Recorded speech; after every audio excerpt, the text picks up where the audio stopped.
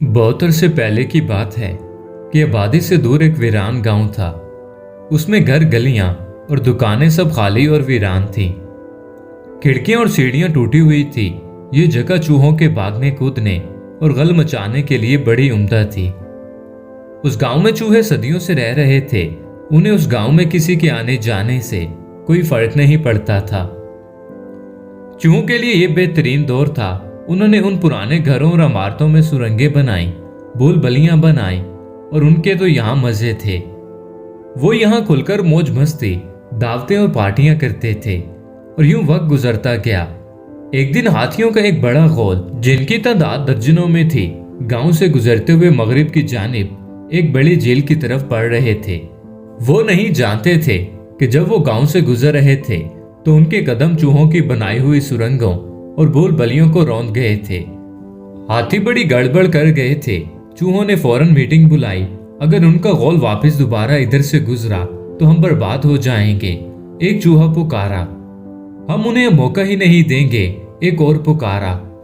अब कुछ दलेर चूहों के एक ग्रुप ने उन हाथियों के कदमों के निशानात का झील तक पीछा किया। वहां उन्हें हाथियों का बादशाह मिला।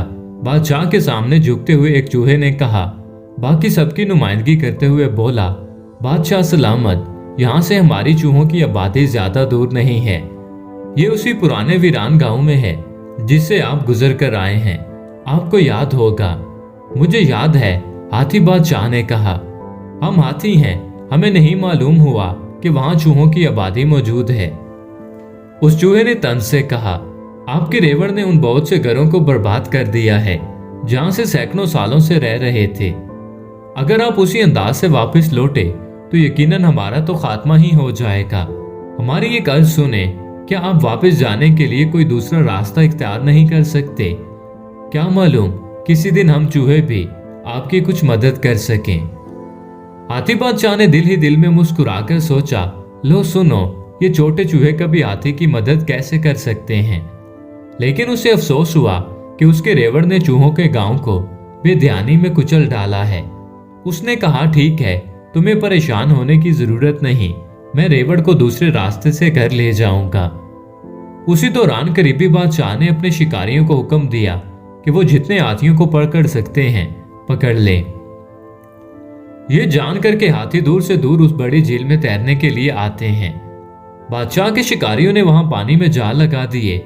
जैसे ही हाथी बादशाह और उसके रेवड़ ने उस झील में छलांग लगाई, वो सारे उस जाल में फंस गए।